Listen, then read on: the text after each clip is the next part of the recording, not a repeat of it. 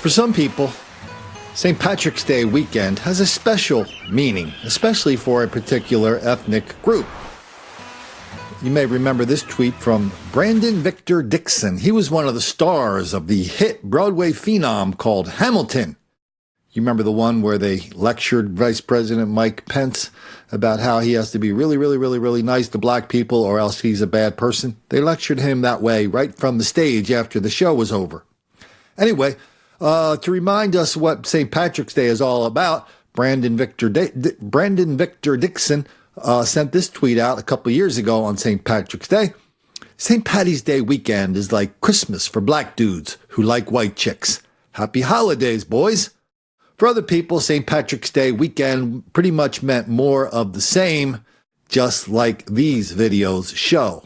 Yeah, hard to believe, isn't it, Kathy? All is quiet at this late hour, but it was a much different scene just a few hours ago, and I mean a much different scene. This place was crawling with police officers, state troopers, sheriff's deputies, and by all accounts, dozens of kids who were absolutely out of control. Now, this all started at a basketball tournament. We managed to get our hands on some video. I want you to take a look.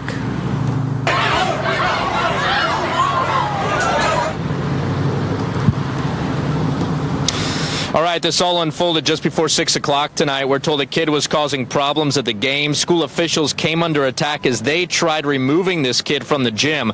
Just look at this video. Absolutely unreal. This chaos spilled out of the gym and into the parking lot. By this point, a few Clark County deputies were on scene. They were surrounded by upwards of 60 kids, maybe 70. We're told those kids were cursing and yelling racial slurs and death threats, among other things. All of this directed at deputies who called for backup, and within minutes, Washington State Patrol and Vancouver police were on scene, more than 30 officers in total. We're told one deputy suffered minor injuries in all of this. Really sad from start to finish. We spoke to a woman who lives across the street and witnessed a portion of the brawl. Take a listen.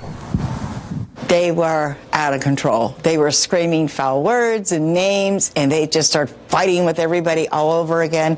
The school counselors were there. The school police were there. All the Vancouver PD was there, and it was just out of control. It was crazy. How long have you been doing this? 25 years. 25 years. I mean, have you seen anything like this? I mean... No, never something like this so out of control. It was just like being an episode of Twilight Zone. It was really crazy, really quickly.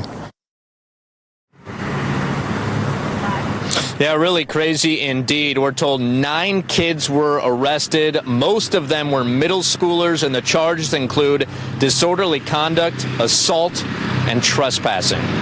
Kathy, back to you.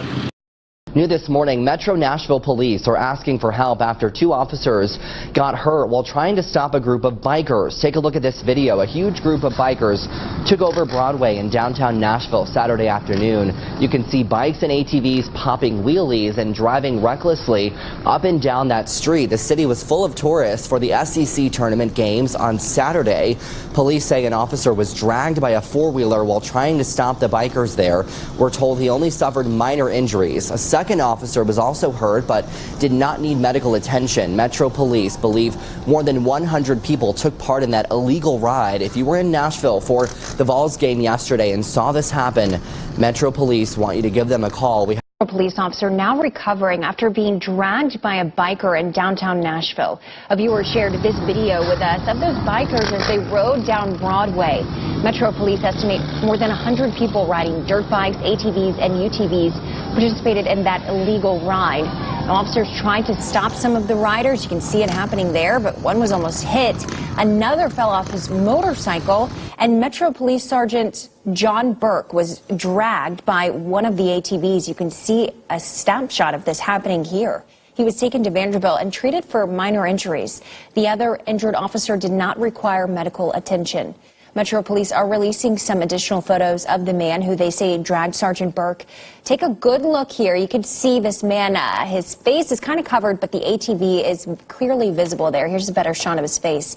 If you recognize this driver, please call police. And of course, we can't show it here because the copyright holder has removed it from the web, but there's that big one in Baltimore a couple of years ago. Remember that?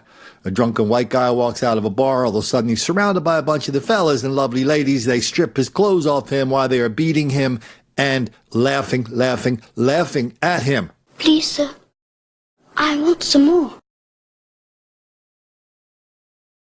all while he was passed out drunk, all on video.